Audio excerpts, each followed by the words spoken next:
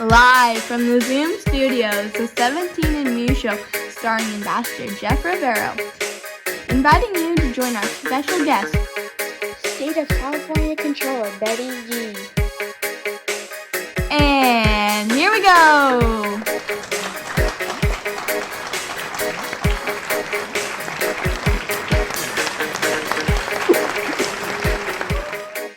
Welcome to the 17 and Me Show.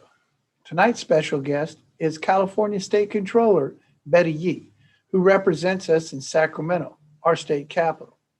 I remember when I was in school, I was asked, what's the capital of Washington? Told them that's easy, W. It's the first letter.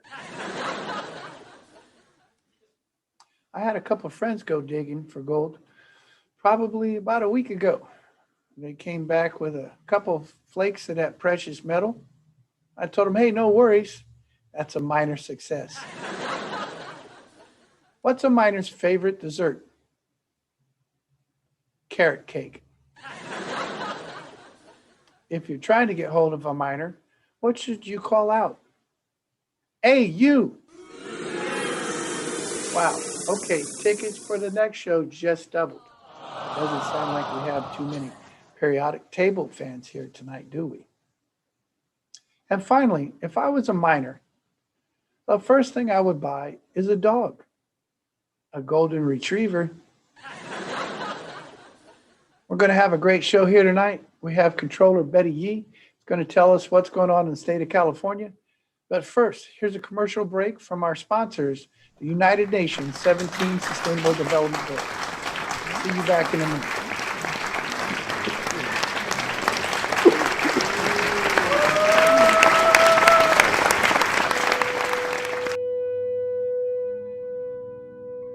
We can be. We must be the first generation to end extreme poverty. The generation most determined to fight injustice and inequalities. The generation that saves the planet from climate change. And this is how it will get done. The global goals. A 15-year plan For everyone, everywhere.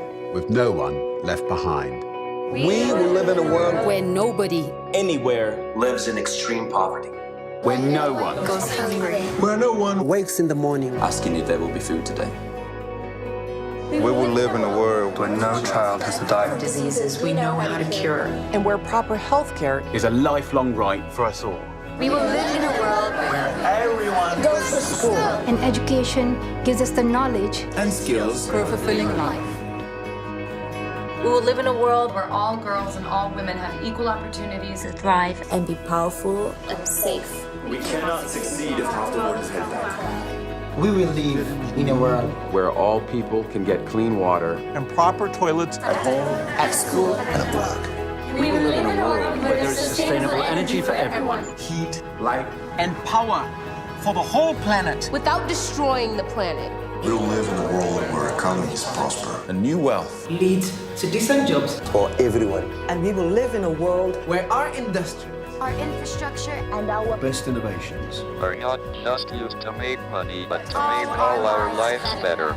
we will live in a world Where prejudices and extremes of inequality Are defeated inside our countries, and between different countries. where people live in cities and communities that are safe, progressive, and support everyone who lives there. where we replace what we consume. Planet where we put back What we take out of the earth. We live in a world that is decisively rolling back the threat of climate change. where we restore and protect the life in our oceans and seas. We'll restore and protect Life on land, The forests, Animals, the earth itself. With peace between and inside countries. where all governments are open. And answer to us for what they do at home and abroad. and the justice rules. with everyone equal before the law. Where all countries and we their people, Work together. partnerships of all kinds, to make these goals a reality. These are the United Nations global goals. for sustainable development. Let's get to work.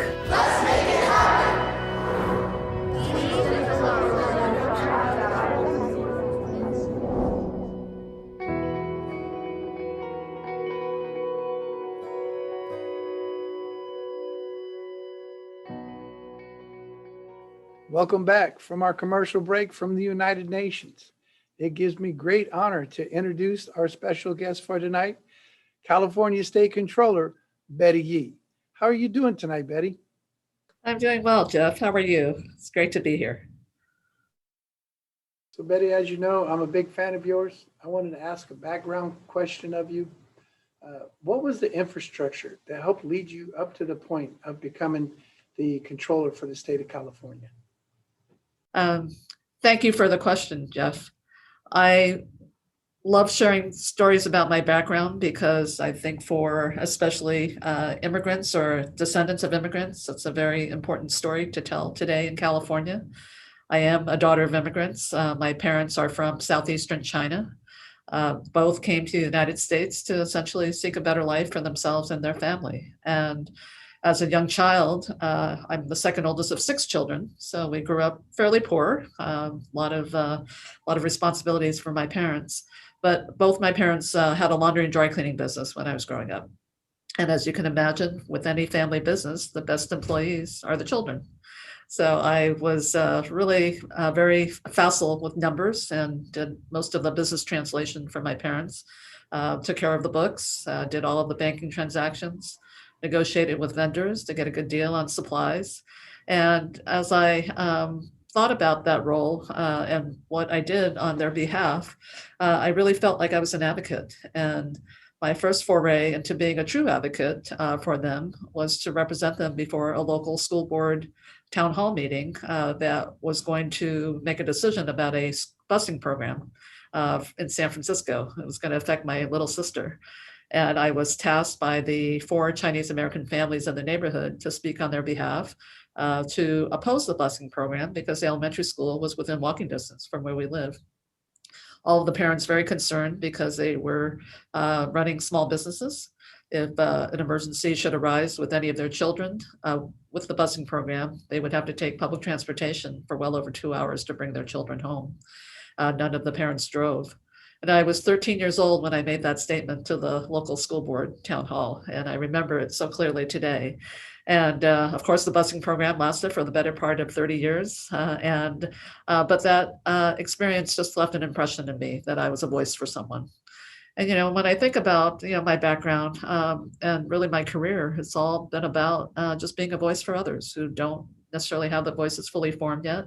And how did I get into public office? To be an elected official. I believe that's really our primary role, to be an advocate, to understand that you represent a lot of different voices among those who elected you to office. And my background happens to be in public finance and tax policy, so money drives everything. And as I like to fondly say, I went from minding the books for my family's business to now minding the books for the great state of California as its chief fiscal officer. And so much of what has stayed with me to this day has to do with my experience as a young person. I do believe that youth empowerment is very important for young people to have their voices, that we create a space at our decision-making tables to incorporate those voices. And there's a lot on our young people's minds today. And I do believe that so much of what we do in the public policy arena especially must incorporate the voices of that community. Well, Betty, thank you very much. Do you mind if I ask you to go a little bit further into the weeds on what a controller does so our audience has a better grasp of what responsibilities you have? I think California is somewhat unique, but across most states, a controller does serve as the independent fiscal watchdog. So as the controller, I monitor the money that comes into the state. I pay the bills for the state of California. I also look at how we comply with our financial reporting every year. So essentially producing the financial reports, financial statements for the state of California every year. I am also responsible for payroll for over 280,000 state employees and employees of the California State University system. I also have independent auditing authority to be sure that our state agencies and local governments are operating with very strong internal financial controls so that we can have trust and confidence in where our public dollars are going. And this is unique probably for California, but I, as controller in California, also have a seat on over 70 different boards and commissions. that range from financing projects to tax policy. I chair the Franchise Tax Board. I also, in alternate years, chair the State Lands Commission, where we are essentially stewards of our public trust lands, where our ports operate, some of the lands along our coastline, our desert lands, the old school lands. I also have a seat on the board of both of the nation's largest public pension funds, the California Public Employees Retirement System, as well as the California State Teachers Retirement System. With all those committees and meetings, do you ever find time to fit in lunch or dinner? I do. I have a very capable team, and of those boards and commissions, I probably personally serve on about 6 or 7 of them myself. Well, that's a lot of committees to be on.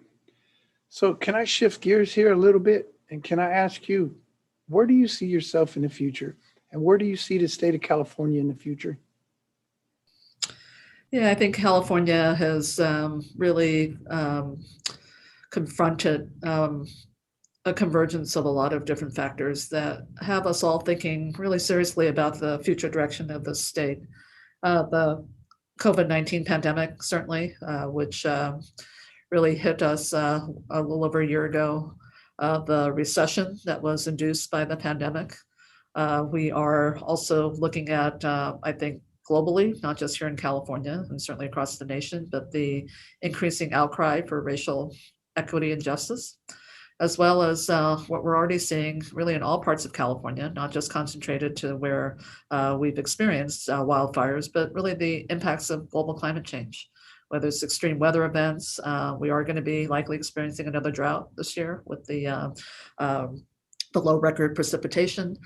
We are already girding up for wildfire seasons, which seems to be more frequent than what we've experienced. So I think the convergence of all of those things suggests to me that we have to be thinking differently about how we plan for the future.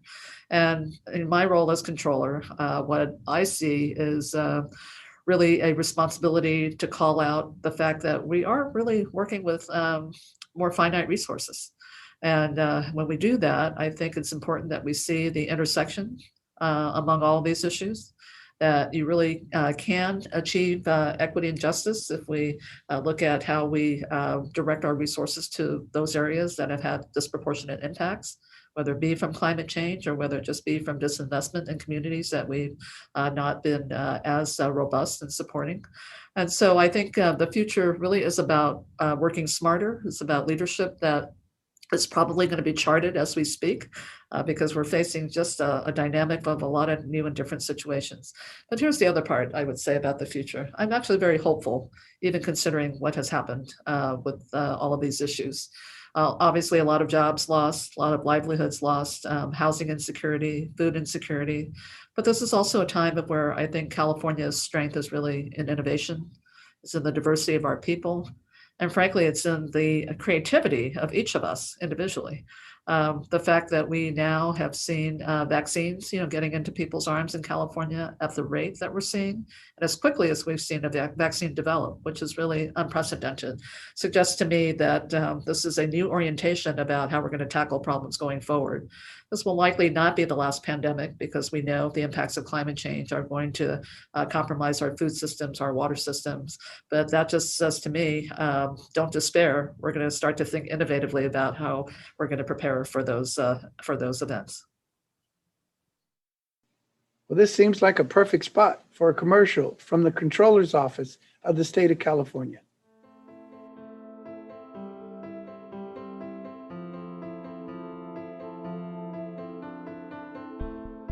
When we talk about shared responsibilities, shared authorities, shared governance, there's a lot of give and take in that. And when we look at how we finance particular programs or services, certainly from a state perspective, and even as we look at how we enact laws to help local governments do that, the conversation is always about winners and losers. Who's getting this much? Who else is getting more? Who's getting less? Are we keeping our current base? Rather than really focused on how are we going to solve the problem, how can we really be much more efficient in solving the problem, who are our partners going to be in terms of really relying on the best practices and best thinking about how we be sure those solutions really are going to take hold for the long term. Welcome back from our commercial break. Our special guest on tonight's show is California State Controller Betty Yee. Betty, This is my favorite part of the show where I get to ask our guests, you, which one of the 17 SDGs is your favorite, or do you have multiples? And what's the passion behind that goal? Well, I have three that really rise to the top, and that is one, the goal for quality education.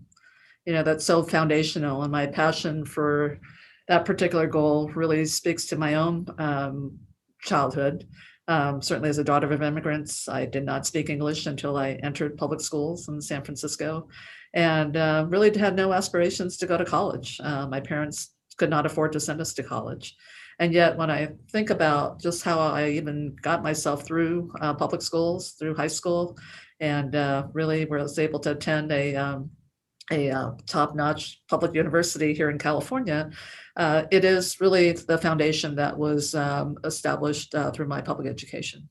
It is this, I think this whole concept of, just the foundation of just learning just stays with you throughout your entire life. And so I think it really speaks to how we build personal resilience. It builds a well of, I hope, just unending curiosity about things that are happening around us.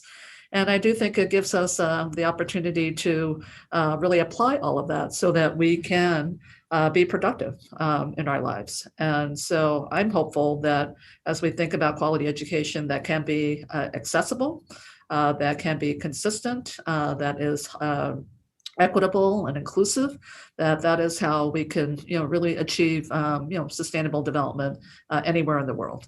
And so really just informed by my own experience as a young child. And then I think the second one really speaks to climate action, taking climate action. It's never too early. In fact, I think there's a sense of urgency each day about what more we can do to tackle climate change.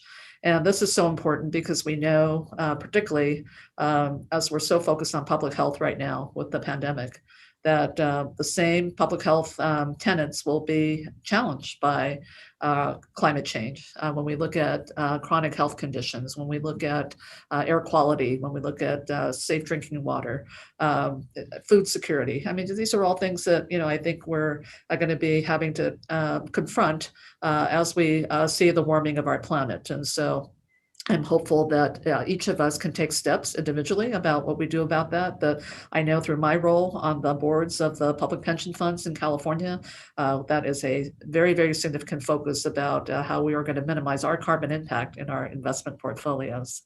And then the last SDG that I really have to speak to, because I do think this is important from a democratic standpoint, and I don't mean political party democratic, but just in terms of upholding a strong democracy. And that is SDG, I believe, 16, which is about building strong institutions. The idea that there has to be some accountability with respect to, how we can ensure that there is going to be equity, that there is going to be justice, that there is going to be inclusion with respect to how we pursue sustainable development.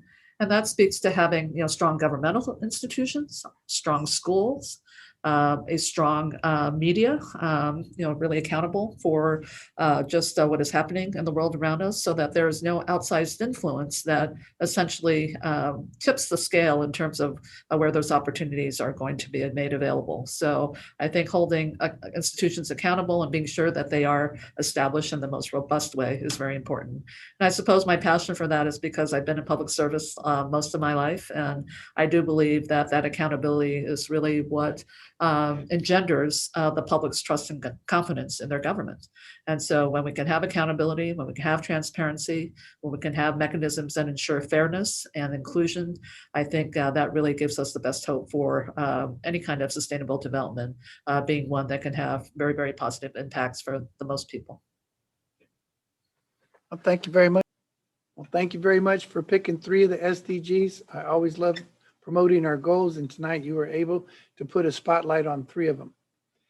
Time's really flying by tonight, but it's very important for me to ask you, do you have any words of encouragement or advice for our audience? Absolutely. I think one of the lessons that I hope, I know it's been a lesson for me during this COVID-19 pandemic, but I hope that all of us have felt some sense of this, and that is how each of us is essential to the other. And I think what I'd like to say to your students and to just those around the world is, so much of our focus each day is within our reach, is what's within our reach. So to think and act locally, but know that as we do that, we have impact globally. And, I look at California as the 5th largest economy in the world. And I know, of course, all eyes are on California because we're innovative. We have tremendous diversity. We're a trendsetter. A lot of things happen in California first before they happen elsewhere in the nation or around the world. But I would say that for the people of California, to each of us as an individual, what we do in terms of how we act every day does have an impact in terms of what happens globally. And I can't think of another issue as probably more topical to illustrate that concept than climate change. And all you need to do is to think about someone just innocently tossing a plastic bottle into the ocean and knowing that, another young person on perhaps an island in the Pacific Ocean is going to find that bottle and maybe find millions of bottles. They're going to affect their ability to rely on that ocean for health and for food supply, and for so many other things that our oceans provide us. So again, to think and act locally, and as you do, to know what a global impact you're making. Well, I've made it through most of the show without showcasing this fact, but I'm at my limit, so I'm going to have to let the horses out of the stable. Betty, a couple years ago, weren't you the person that received the most votes in the whole nation? I did. I ran for re-election for controller in 2018, and it was a non-presidential election year, so I do have to preface it with that. And I did earn the most numbers of votes, over 8 million votes out of anybody who ran for office in that year across the nation. Yes. Off your election, presidential election, special election, whatever. I'm proud that you got the most votes in our nation. So congratulations, job well done. Before you go, are there any links or places people can go to ask information from the controller's office, or someplace you'd like to send our viewers? Absolutely. So the state controller's website, www.sco.ca.gov, and there is a public inquiry system there if people want to email us with any inquiries, but a lot of good information on that website. Certainly we'll talk about the variety of duties of the controller's office, and also we do have, especially now, we feel very intent on getting information out about all of the billions of dollars of COVID relief that is available for our individuals and families and small businesses who have been struggling over the past year. So just want to be sure that people understand that we are keeping that information up to date and hope that they will avail themselves of the assistance that is there. Well, one thing you can always say, time zoomed by tonight, especially since we're on a Zoom meeting. But seriously, Betty, thank you very much for taking the time out of your schedule to talk to us and allow our viewers to get a little bit more knowledge on what the state controller does, and for telling us such great words of advice. Thank you very much, and good luck in your future tonight. Thank you, Jeff. It's been a pleasure. Thank you for watching this episode of the 17 and Me Show. If you'd like to learn more about the 17 Sustainable Development Goals, or you'd like to teach it in your class, please go to teachsdgs.org. I can't wait to see you on our next episode. Take care.